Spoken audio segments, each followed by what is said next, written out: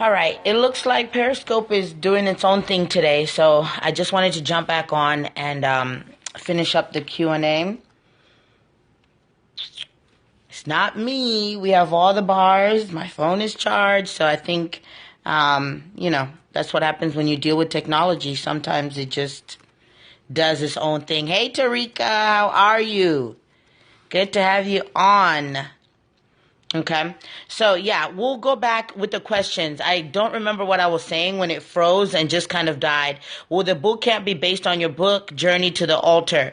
A little bit of it, but there are things in the boot camp that are not in the book. So the structure of the marriage boot camp, the first week we deal with inner healing, issues. We deal with deliverance issues that you need to make sure that you've dealt with and also that your spouse has dealt with. Then we deal with vision, understanding on how to discover your purpose, how to create a vision for your life, and then what your spouse's vision should look like and how you merge those together. Then we look at biblical model of marriage. Then we look at love languages, and we look at temperament, which none of that stuff is in my book. My husband and I plan to do the boot camp, married 2 years in August. Good. Yeah, it will add on, and 2 years is a good start. And the stuff that you didn't get a chance to do, you'll be able to do it. So like the marriage assessments, all that stuff, we do in the boot camp. We do a lot. It's intense. It used to be 6 weeks. I've narrowed it down to 4 weeks, but an hour and a half. Where is the 22 ways is to prepare to be pursued? 22 ways to position yourself to be pursued. I should have it on my website, AskDrFaith.com. If I don't, I wrote it also for marriedandyoung.com. Those are my friends, Jamal and Natasha Miller. It will be on their site as well. All right. Okay. Any other questions, guys? We had been talking about how marriage should add to your life and not take away. You were speaking on knowing when your partner is changing. Yeah, it's really, really important because if you do not, you end up going opposite directions. And so it's important that you guys are aware of when your spouse is changing, aware of when they have new likes, when they're developing a new interest, and don't just let them do it. Oh, okay, that's their thing. But even though you may not be able to do it hands on, at least take interest. Ask them about it. Show that you're interested in their life. Because we know if you do not, it's going to hurt you. Is this for singles too? Anything that I do on marriage, singles should be listening. You should not wait until you're married to prepare for marriage. That's why we started our marriage preparation boot camp. Whatever you can learn about marriage before it, do it. Communication is key. Yes, that's one of the keys. But a lot of people do not know how to properly communicate, which we hit on that during the marriage preparation boot camp, and maybe I'll do a Periscope on it. I definitely should have some blogs on it on my site. Is it okay to be more drawn or attracted to other races than your own? Yeah, as long as they love Jesus, it doesn't matter.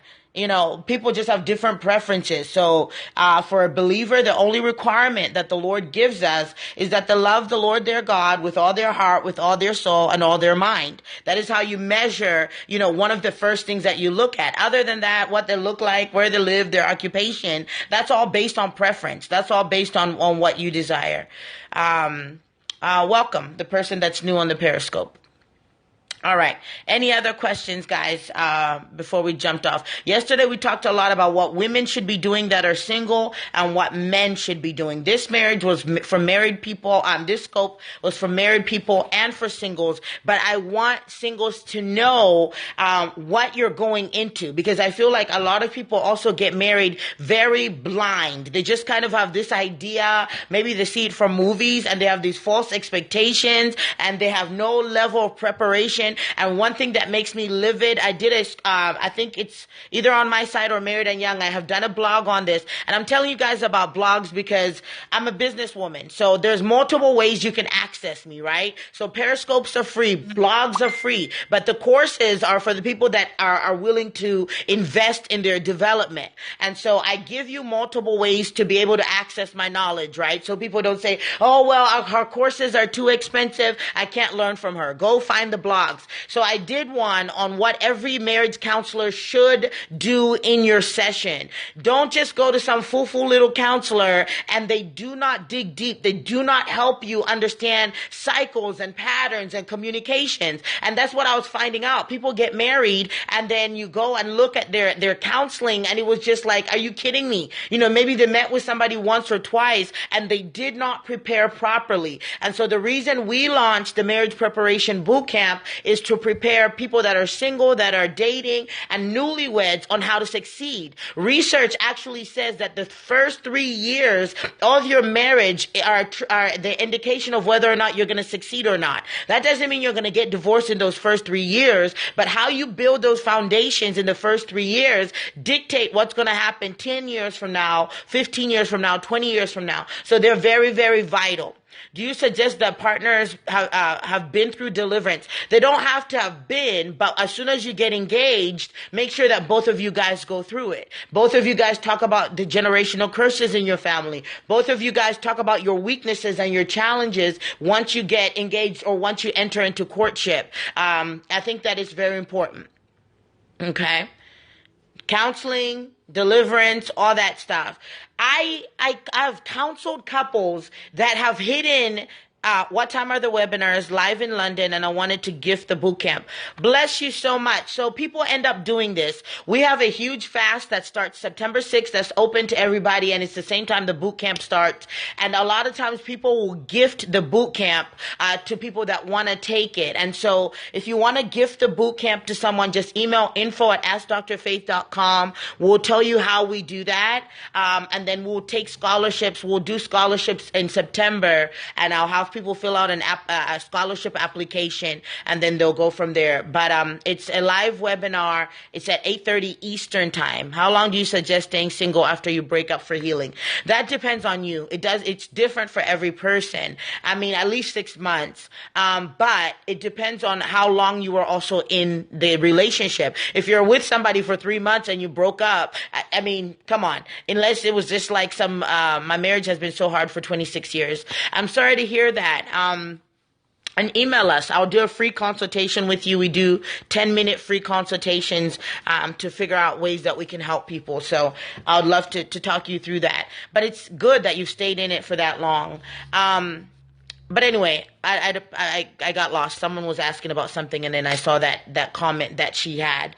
But healing after a breakup depends on how long you were in the relationship, how long, what went on in that relationship, the level of soul ties that you've picked up from that. I mean, the dynamics of the relationship are going to dictate how long you need to be separate. And you also need to listen to the Holy Spirit. You need to figure out, really, people shouldn't be dating if you don't know what you're doing with your career. You don't have an idea of your purpose. You don't have clear idea of your identity. It's just going to end up being very difficult. People even get married very, very young, which is one of the 5 indicators of divorce, but I don't preach against it. I think that once you found somebody, you can get married if you know who you are and where you're going. But the issue and why people end up getting divorced that get married really early, like between 19 and 23, and not everybody does, is because they don't know who they are. So what you need to do is begin to pray that. Is praying about what kind of husband you want, a Jezebel prayer. No, it's preparation. You need to know. I mean, this is like a kingdom principle. If you are believing God for something, you need to see it before you see it. And that's why people end up marrying bozos or, girls that are just like no good, because you did not take time to ask the Lord, what is my spouse supposed to be like? I took time, right? And that's what I coach people to do. I do coaching for singles and stuff.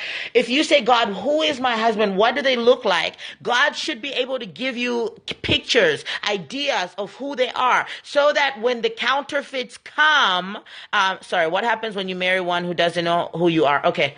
When the counterfeits come, you can say, this is not a counterfeit because I've seen the real thing in the spirit realm. So praying for your mate and praying and declaring who they are in God is part of preparation for a healthy marriage. And you do that even when you're married. If there are things in your spouse that that you're seeing that you don't like, you need to begin to declare it and establish who they really are. And that's why I started the first scope that I did on, you need to be able to understand who your spouse is in the spirit realm. When my husband started pursuing me, I said, God, who is this man? And the Lord took me to a passage and explained to me his character and what his calling was and what his identity was. If you're not that prophetic, it's okay, but that's when you get wise counsel. You get people around you that can see and can hear, and you can say, what do you sense? What do you see? Where is he going? What does she carry? And then you're able to understand, when that person comes, that gives you confirmation or not.